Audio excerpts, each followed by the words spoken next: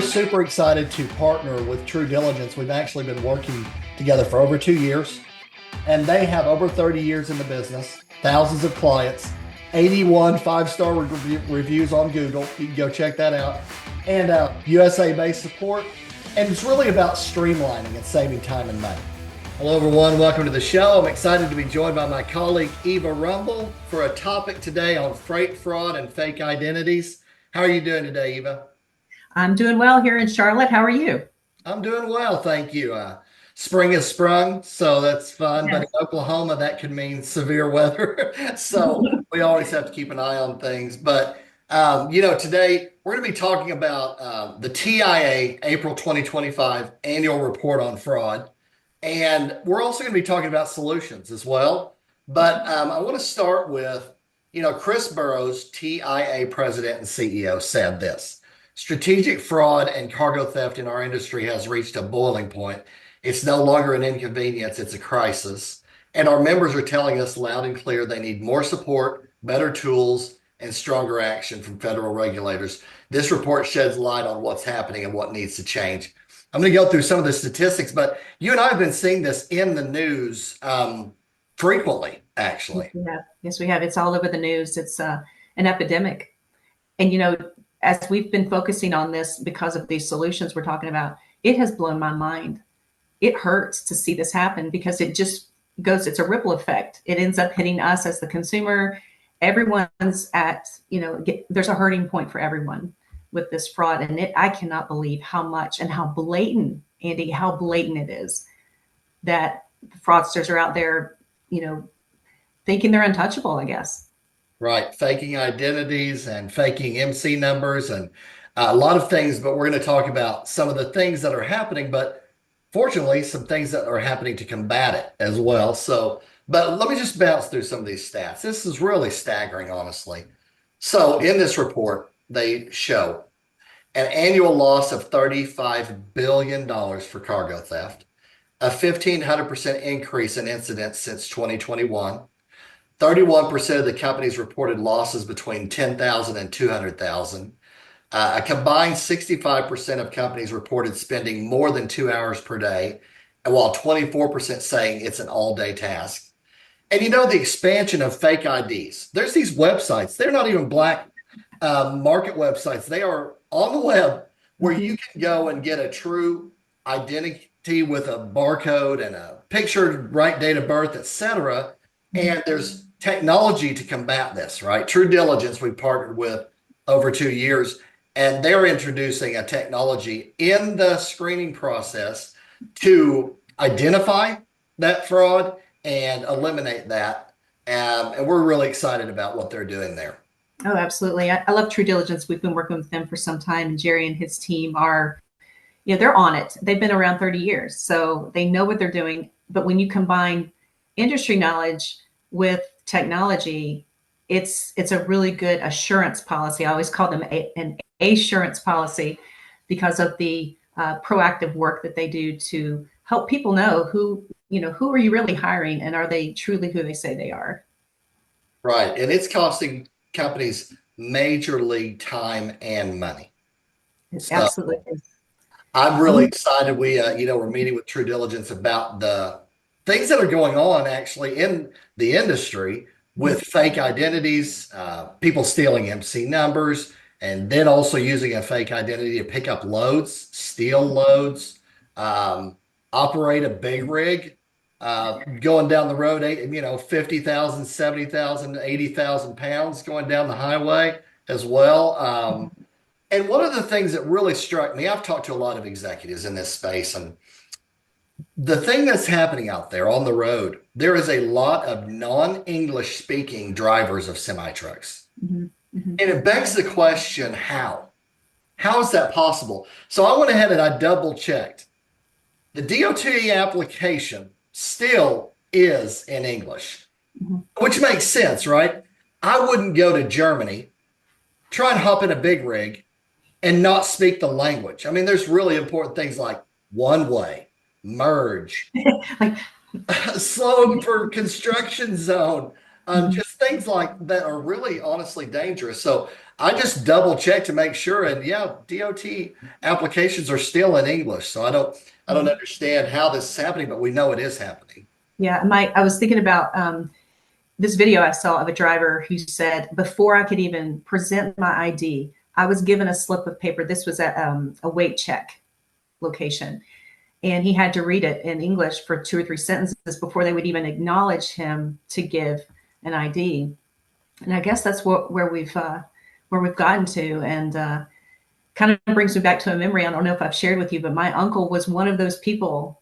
He worked for the state of Virginia, and he checked the trucks that came through and the weight and everything else. And I'm like, I wonder what he's thinking about all of this right now, because it's can cause major legal ramifications for a company too if there's an accident or something happens, beyond fraud. So it's a huge issue, Andy. And listen, there's a reason they need to know how to navigate here through the English language. There's a reason for safety, for communication, for effectiveness, and so it really is a major block when you can't communicate or actually read the exit signs. Right, absolutely. Like lane is ending, merge. I mean, Right. there's things that you absolutely have to be able to do. And you know what? I've spoken with owners of small fleets, right? And some of these times they hop in a truck, right? Because they have to get a load somewhere, and they're pulling into a fuel station, and a truck is going in the egress the wrong way, right? And another truck's trying to go out, and they literally stop, and they're like, "Whoa, hello!" And then they try to talk to the person, and there is no English. And Yeah. it's like, you're about to get in an accident. You need to go a different way, you know. And can you imagine, you know, there's a lot of highways, especially in the East, where you got merges and then you go into a split. If you go the wrong way, you're going down a one way, right? And the wrong direction. Yeah. And my gosh, the danger involved in that. And I I think mean, really yeah, leading to a lot of insurance right. costs increase. And Well, we've heard about those accidents. It's sad. I think about some of the statistics you shared. Is there's that legal ramification, which can be a much bigger expense. But if the average loss, I think TIA, didn't they say it was $400,000 on average loss, yes, on and that average, that can take out a company that's not very large, right. or and so there are tools, thank God, there are tools that we can use to try to mitigate that risk. But the savviness that we were able to see, it's not on the dark web that you can get a fake ID. It's on the internet. And I looked at it and I said, this is an e-commerce website. Like, you can go in and create, I want to do one for Arizona and I want to have it look like this. And the barcodes, here's the good news, is that we found out that um, those actually can be created, but there are cryptic things for a legitimate one and legitimate Right. ID that will get found out. But until they're caught, they're using it. And even if it's expired, a license is expired, it can cause legal ramifications if they are not reported. We're finding that out as well. Right. And you know, True Diligence does ongoing DOT as Yes. well as the initial screening. That initial screening, unfortunately, if somebody's in a bad accident and that initial screening had fraud, um, that's a humongous liability. And Right. it's very unfortunate. It really is. But the good news is there are, well, technologies to combat it and find Mhm. it and on the front end. So avoid it on the back end, you know, by finding it up front. And those verification processes aren't new to us today. I mean, how many times do you have to verify your identity for safety and technologies? So it's becoming more commonplace, and I don't think we're going backwards, Andy. I think it's only going to get we're going to have to get accustomed to this in business and in life because of so many cybersecurity threats and theft. But we need to get ahead of it, and tools like True Diligence has is one of those ways to do that.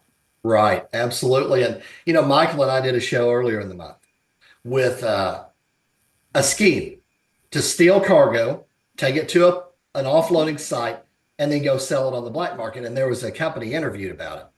And they said, they call in, they ask, when is your load leaving and so forth. And then they give them a fake name. Mhm. They duplicate the company. So the legitimate company, right? And they're like, they're watching to see what trucks are coming and going. And then they say, yeah, we'll be there. I'll be there in 20 minutes. And because they want to get there quick, but they're pulling in with an ID at the guard shack. They've got the MC number information.